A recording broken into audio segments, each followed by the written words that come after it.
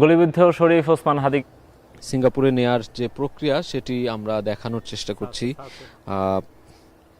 হাদির উপরে হামলা, এই যে ন্যাক্কারজনক হামলা, সেটি সবার মধ্যে আসলে একটি ভীতি সৃষ্টি করা কিংবা সবাইকে দমিয়ে রাখার যে অপচেষ্টা, সেটির একটি বার্তা হতে পারে। তবে আমরা দেখেছি হাদিকে আক্রমণ করার পর আন্দোলন কিন্তু আরও বেগবান হয়েছে। তার পক্ষে কিন্তু সবাই দাঁড়িয়ে গেছেন। তার সুস্থতা কামনা করার পাশাপাশি তাকে যারা গুলি করেছে সেই সন্ত্রাসীদের ধরার জন্য আইনশৃঙ্খলা রক্ষাকারী বাহিনী যাতে তৎপর হয়, আরও জোরালো করা হয় নিরাপত্তা, সেই বিষয়গুলো কিন্তু উঠে এসেছে। আমরা দেখেছি যে সমালোচনার ঝড় বয়ে গেছে সোশ্যাল মিডিয়া থেকে শুরু করে রাজনৈতিক ময়দানে।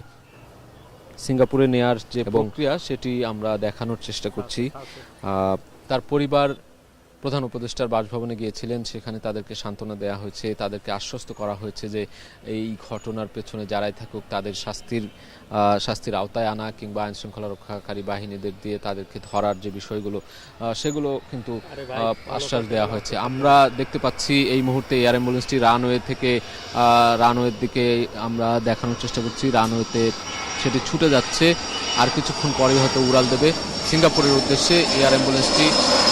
এখন টেলিভিশনের পর্দায় আপনারা দেখতে পাচ্ছেন রানওয়ে থেকে কিন্তু দ্রুত গতিতে আমরা দেখছি যে সেটি উড়াল দেওয়ার পথেই রয়েছে। আমরা যতদূর সম্ভব সেটি দেখানোর চেষ্টা করলাম।